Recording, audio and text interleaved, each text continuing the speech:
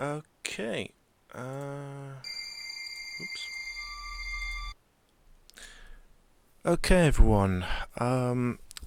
So this is the official trailer for Dune 2020, which I'm excited about. Now, interest of full disclaimer, I have actually seen this trailer before, so this is not going to be 100% new to me, but I will go over it and I will give you my impressions and my thoughts at the time when I did actually see it. Um, yeah, that's all I can really say at the moment. So let's get stuck in. There's something happening to me. There's something awakening in my mind. I can't control it. What did you see? Okay. So, so what we have here is, well, we have Paul Atreides waking up, but that's not that important in this little scene. What is important is the aesthetics. So we have a headboard which looks quite ornate. It looks like metal, like a metal work. Yeah. So it's you can tell a lot of detail's gone into it because these are not easy to make, but it's not particularly flashy. What we also have is a color scheme which is very indicative of Denis Villeneuve's films, particularly Blade Runner 2049. So a lot of darkness, a lot of, some lights in certain spaces. He likes to use a lot of shadows, but what we're also seeing is the aesthetics. We're seeing quite a blocky room. I mean, his ceiling is like this. It's a great big concrete block, which I'm sure is pretty unsafe. Squish. End of story. But yeah. Anyway. There's a crusade coming.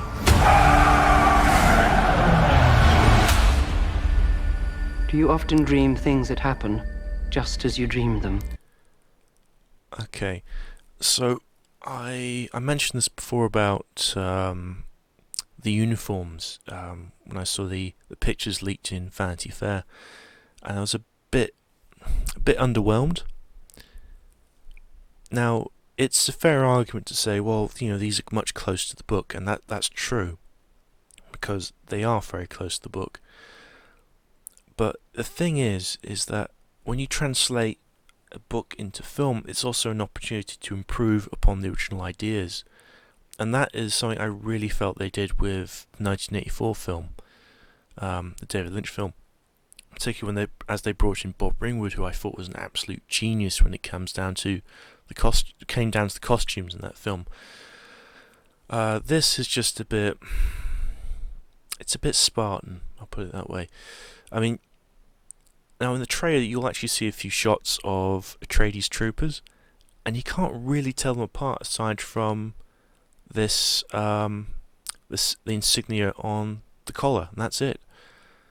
So, that does concern me a bit. Yeah. Yes.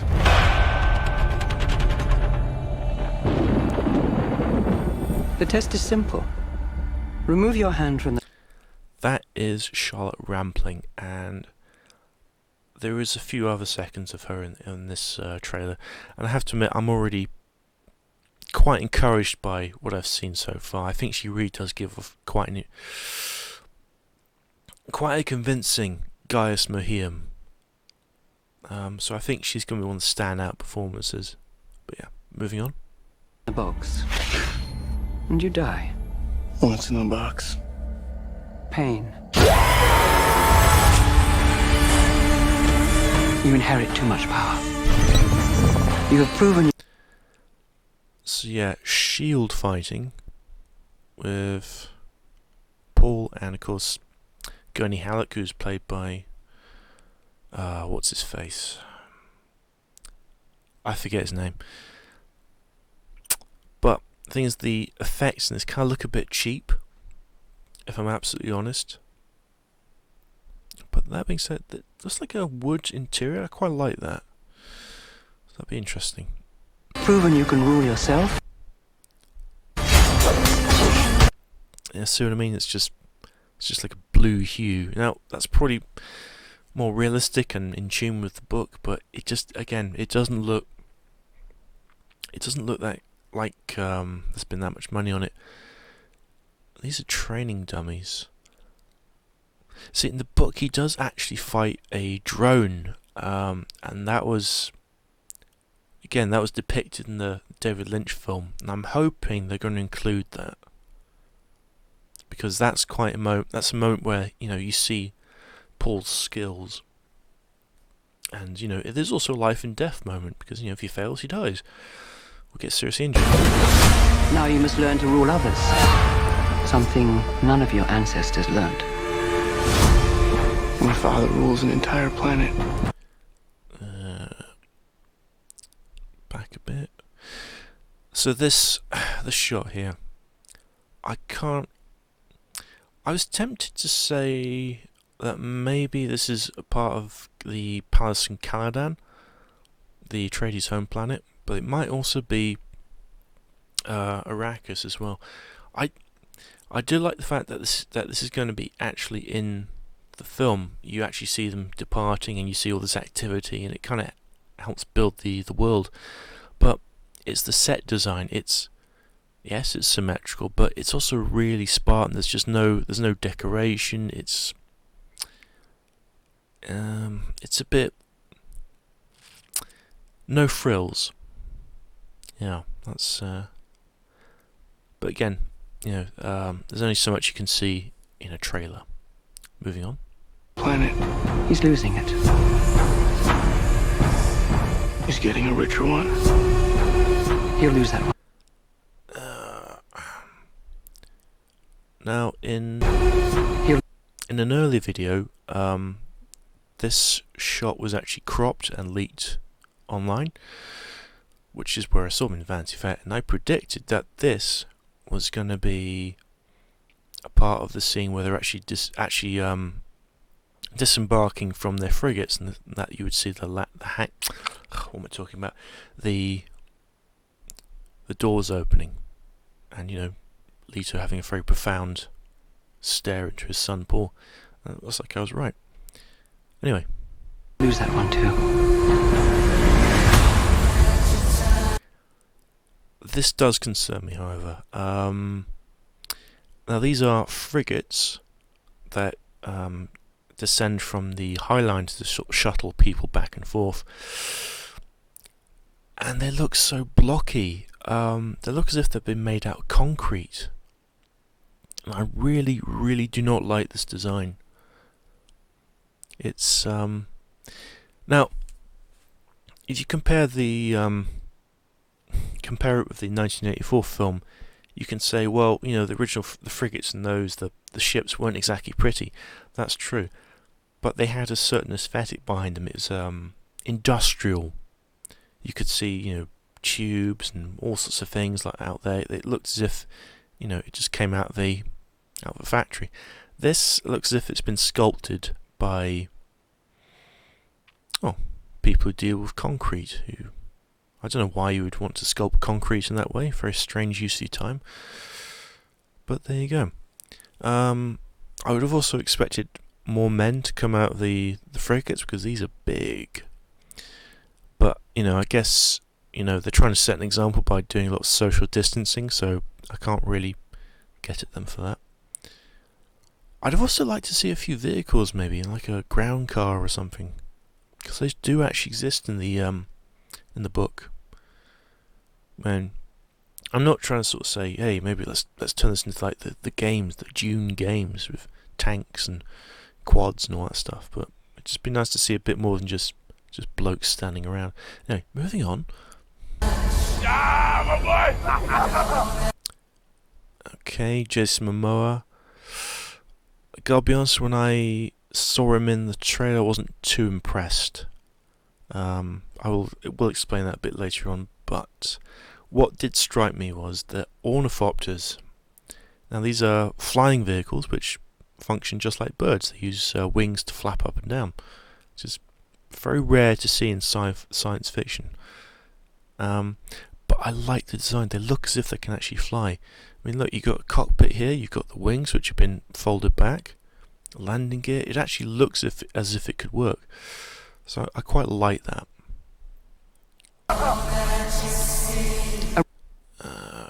Back a bit.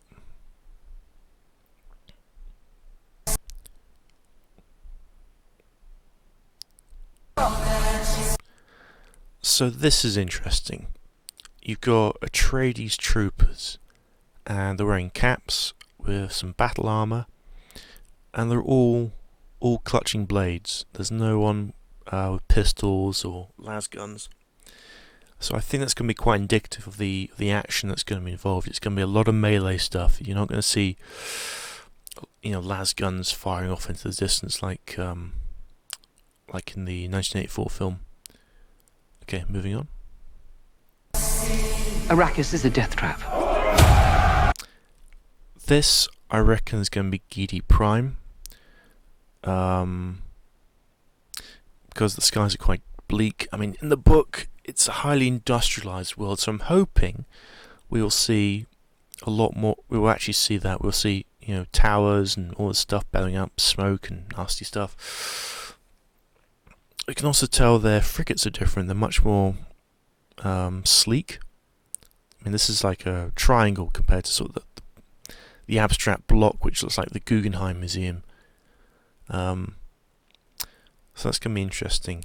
I'm hoping the Harkonnens get a decent representation in this film. Dave Bautista, when I saw this, I didn't think he looked that intimidating, but there is another couple of seconds where you get to see him and a whole bunch of other dudes, and that's actually a much more interesting shot, but we'll go into that. Kill them.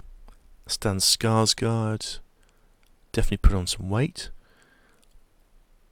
I reckon there will be another trailer, and it will actually reveal a bit more of Stan Skarsgård's character, which is Baron Harkonnen. So I reckon we'll see a bit more of him.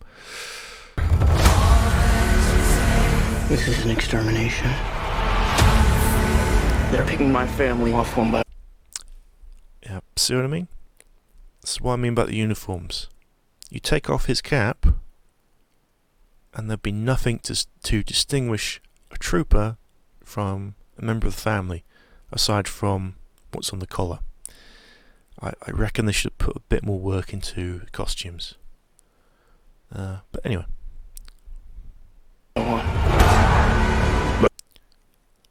This is what irks me a bit, actually. Jason Momoa. He kind of gives off the impression of, let's go out in the town and get drunk and then start pick fights with people in random car parks. It's not really Duncan Idaho's character. I mean, Duncan Idaho in the book is like Jaime Lannister in Game of Thrones. Excuse me. He's a womanizer, he's quite handsome, elegant. He's a master of the sword, he's also a huge drinker. There's even a bit in the book where he's reprimanded for drinking too much spice beer. I wouldn't have said he was a belligerent. I wouldn't have said he was sort of like a big warrior guy, but he's also described as having a feline-like presence. Jason Momoa comes across as basically a bodybuilder, big, massive a guy. And his voice in this, I'm not too impressed with. As we'll see. Let's fight like demons.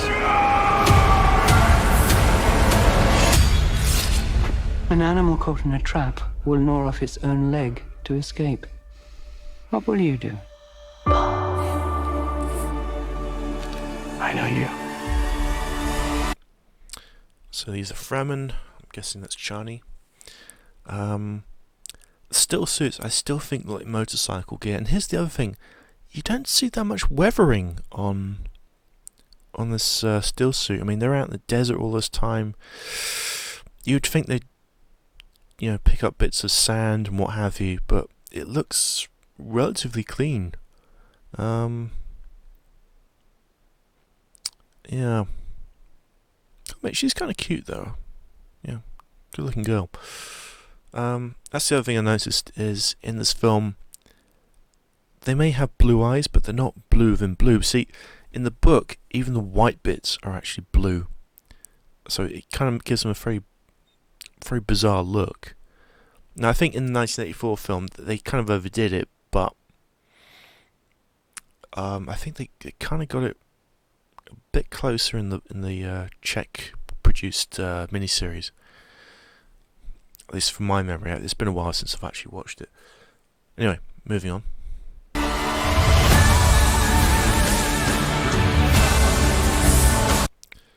Yeah, so see any pistols. There's going to be, as you can see, blades. Yeah, it's going to be a lot of melee action.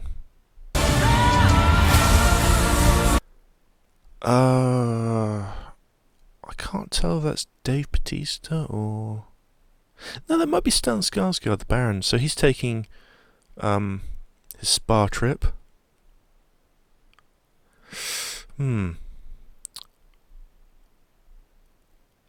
a bit concerned because the thing is he's always suspended in a suspensor field, so he's never really going to be able to get out and have a bath. But yeah, anyway, so much more I can say on that. One day, the legend will be born.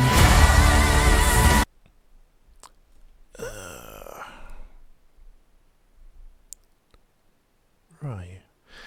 So. Will be born. So that's a worm, and that's a harvester.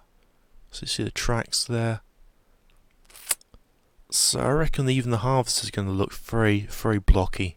They're going to look like Tetris cubes just laid on their sides. I do like the design of the worm in this. In fact, there is actually another shot towards the end which is fantastic. I like it. I really like it a lot. Yeah, anyway, moving on. All of civilization depends on civilization. Now this is Liet Kynes, who's originally played by Max von Sydow, who sadly passed away this year. Now the casting's actually caused a bit of controversy because, well, in the book, Liet Kynes is male. He's the father of Johnny.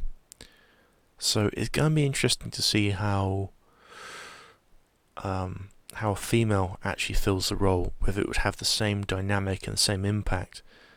I can't remember. I seem to recall coming across a few articles that were saying that this is done based on done for the sake of diversity, which I hope not, because don't get me wrong, I do like having a diverse cast of characters, but I must stress this: if they actually work, if they feel organic to the story.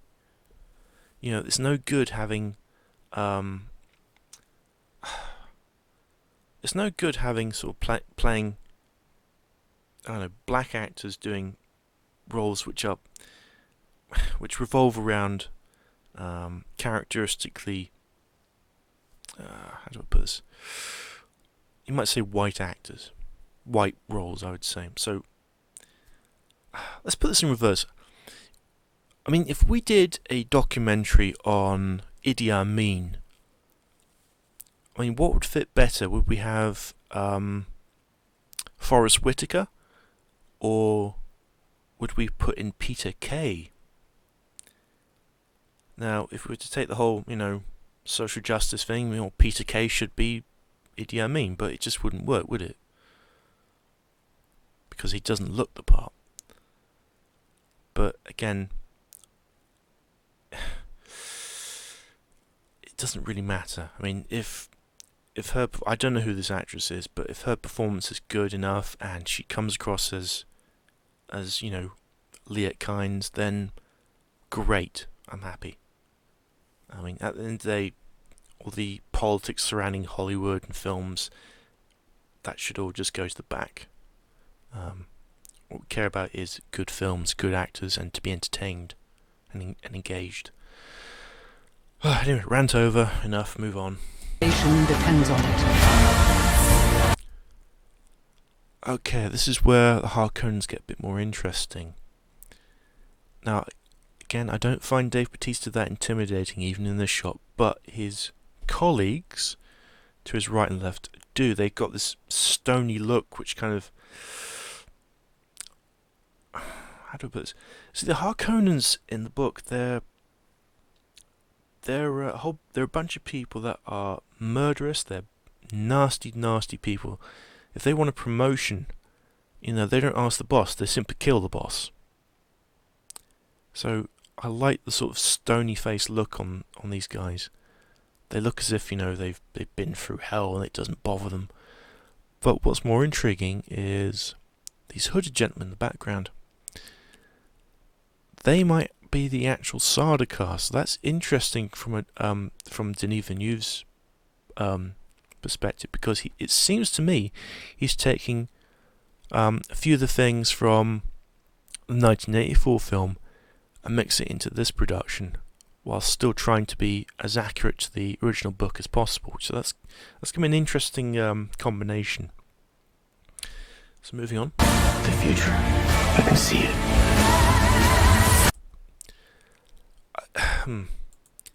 I gotta be honest, I don't like Timothée Chalamet. He's got the appearance of being quite boyish, but I don't think he's got charisma.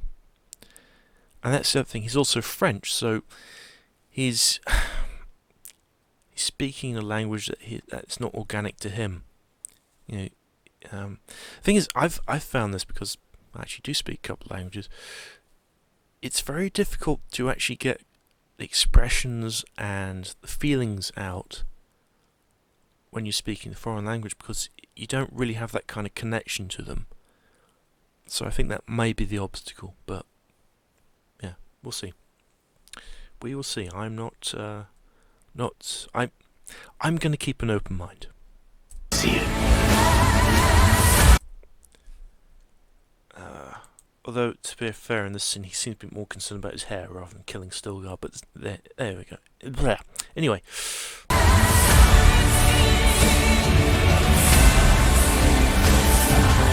I must not fear.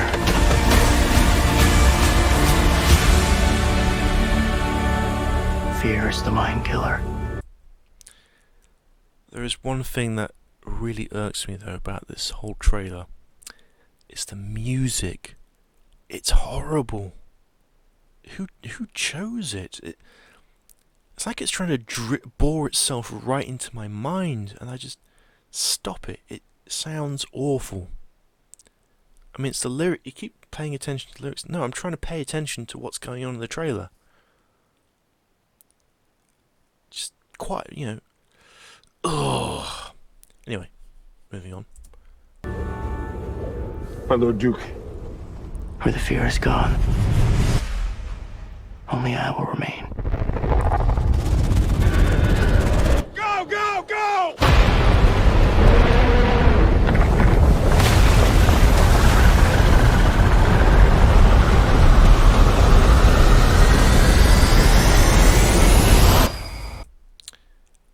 Now, this is something I'm actually impressed with.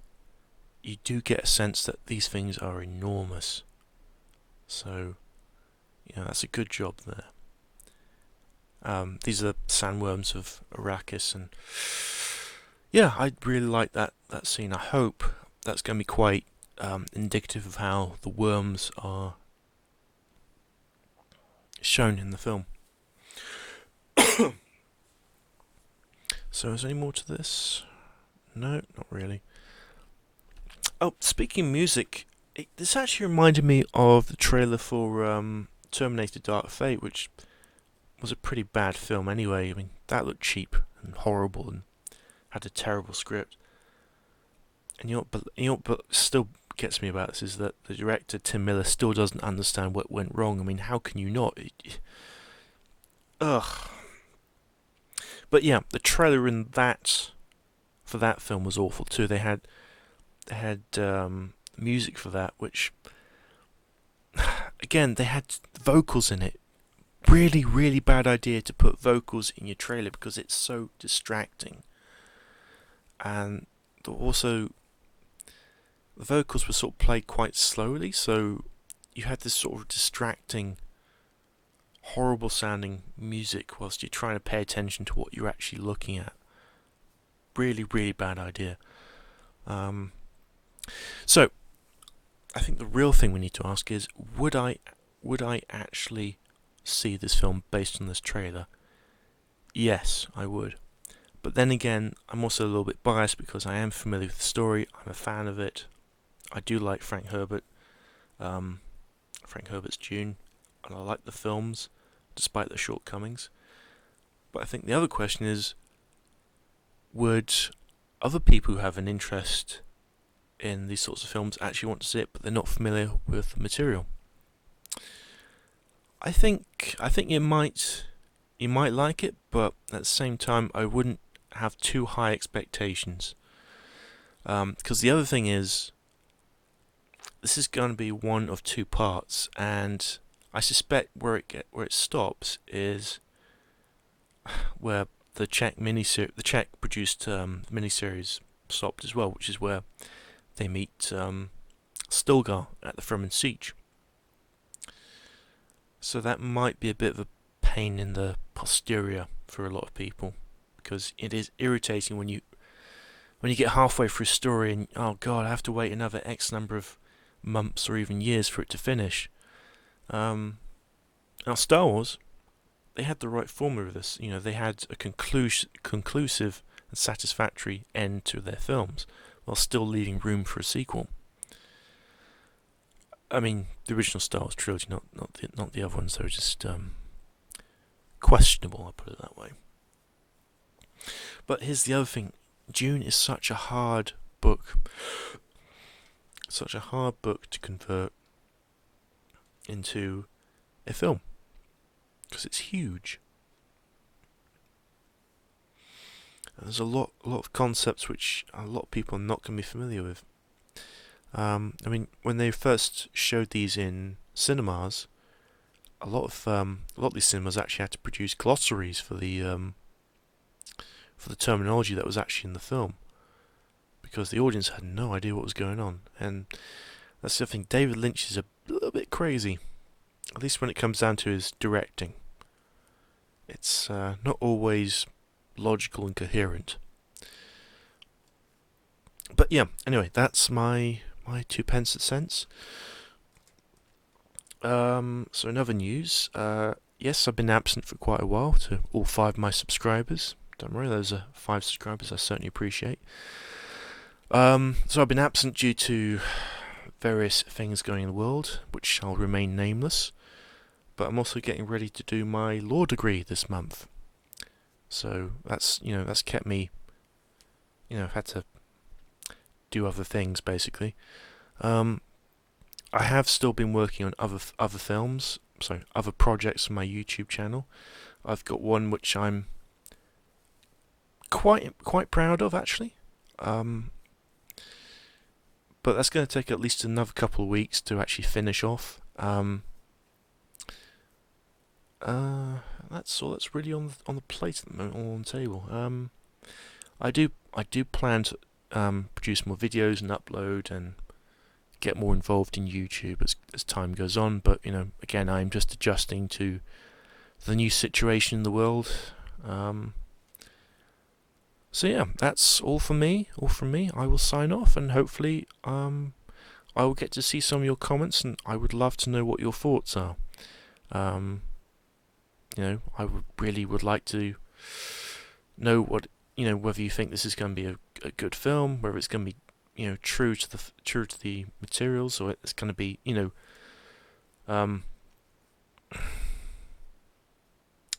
if it's actually going to be a good film, if you're going to enjoy it. That's basically what I want to know.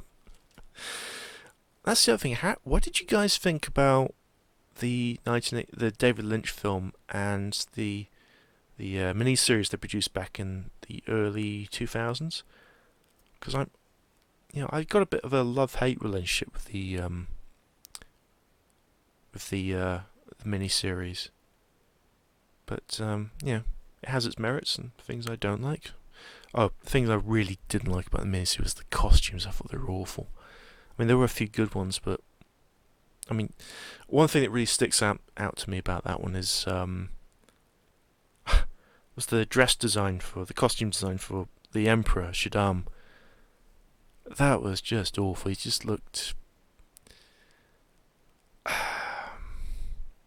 like a ballerina.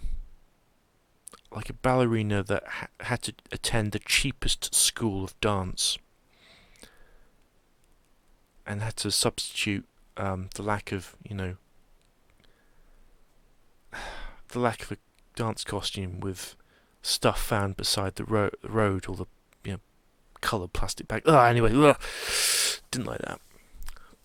Right. Anyway, I'm going to stop rambling, and I'll say adieu. Ta-da.